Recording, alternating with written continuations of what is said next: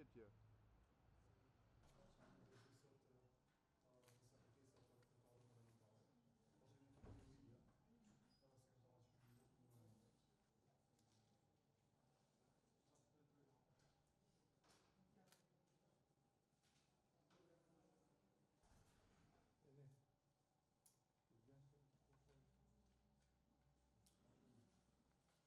Si Instituti i Kosovës për Drejtësi, gjatë 2 apo 3 viteve të fundit, në vazhdimësi kemi pas një angazhim në lidhje me kërkesën e zbatimit të drejtë të legjislacionit pozitiv me qëllim që qytetarëve të Republikës Kosovës, përkatësisht pensionistëve, t'ju garantohet realizimi të drejtës në pensionin e moshës, krahas pensionit që përfitojnë sipas ligjit për kategoritë e dala nga lufta. Dhe qysh në fund të vitit 2023, kur kemi pranuar informacionet edhe shqetësimet e para në lidhje me këtë çështje, ne kemi kryer një analizë të përgjithshme juridike, përmes cilës kemi konstatuar se qartazi, legjislacioni në fuqi ju lejon qytetarëve të këtyre kategorive të drejtën për përfitimin e të 2 pensioneve. Kjo e drejtë është e konfirmuar dhe konsoliduar përmes praktikës gjyqësore deri në nivelin e Gjykatës Supreme. Kështu që në fillim kemi sqaru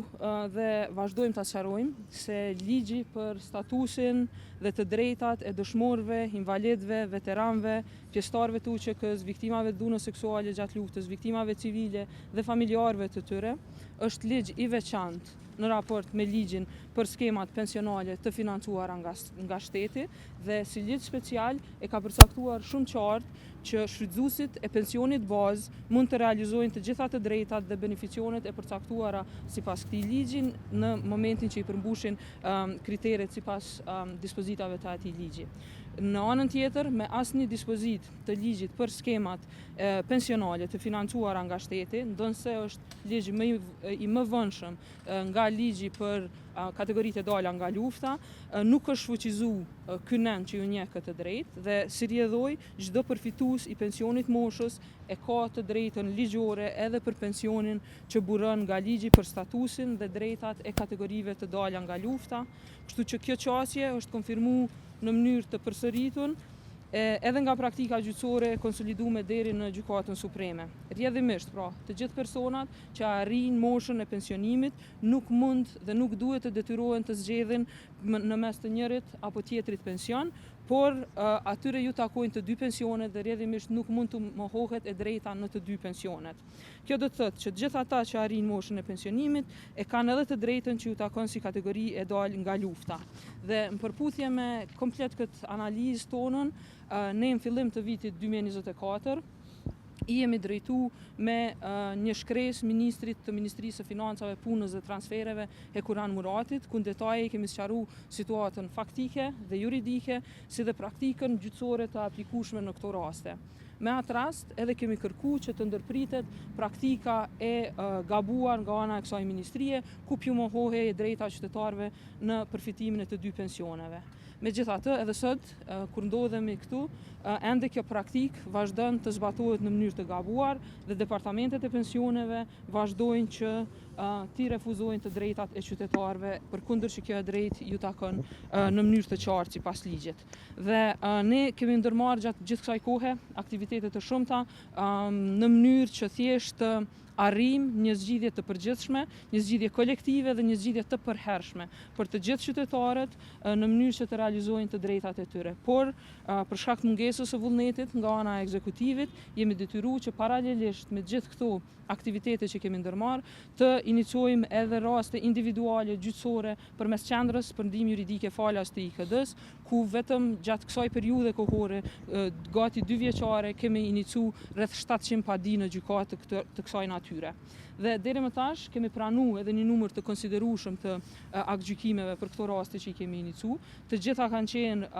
aktgjykime aprovuese, që do të thotë e kanë konfirmuar edhe një herë bazueshmërinë e kërkesave dhe qytetarët që kanë përfituar ndihmë juridike falas në këto raste, për cilët procedura është përfunduar me vendim të plotfuqishëm, tashmë kanë realizuar plotësisht të drejtën e tyre, përfshirë kompenzimin retroaktiv me kamatë ligjore, si dhe njohjen e të drejtës për përfitimin e të 2 pensioneve për periudhën e vijem. Megjithatë,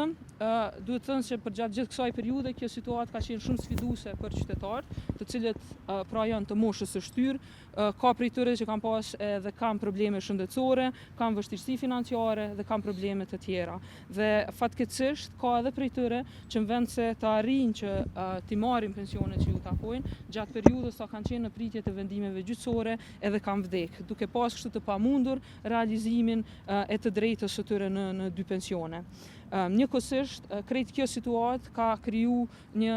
situatë ku gjykatat janë stërngarku me numër të madh të lëndëve për një situatë, pra për një çështje juridikisht krejtësisht të qartë, e cila do të mund zgjidhej lehtësisht përmes zbatimit të duhur të ligjit nga ana e ministrisë. Dhe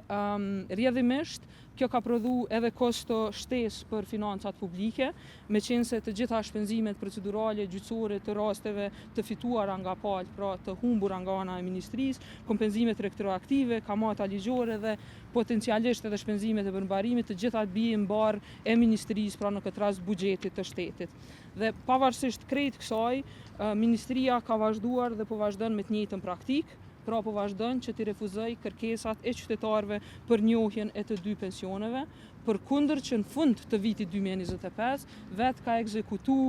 një numër të aktgjykimeve në të cilat është njohur e drejta e qytetarëve në këto pensione, duke realizuar kështu pagesën retroaktive me kamat ligjore dhe duke e njohur të drejtën në dy pensione për rastet ku janë bërë të plotfuqishme. Dhe në gjitha këto rrethana për neve mbetet ende e paqartë sepse përkundër qartësisë ligjit, përkundër praktikës gjyqësore të konsoliduar qartë dhe përkundër vetë ekzekutimit të vendimeve nga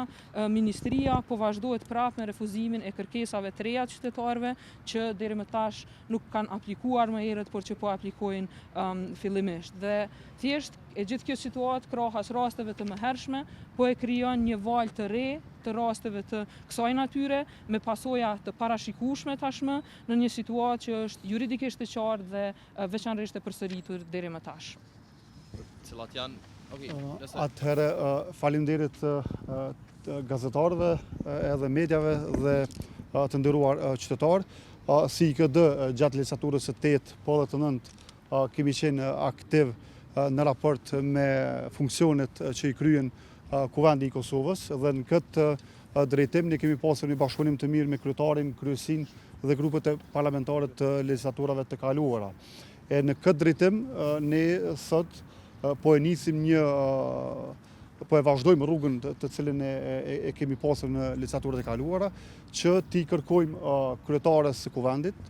kryesisë dhe kryetarëve të grupeve parlamentare që të nisin një mocion përmbajtësor, pra debatin parlamentar në lidhje me problemet të cilat i përmendi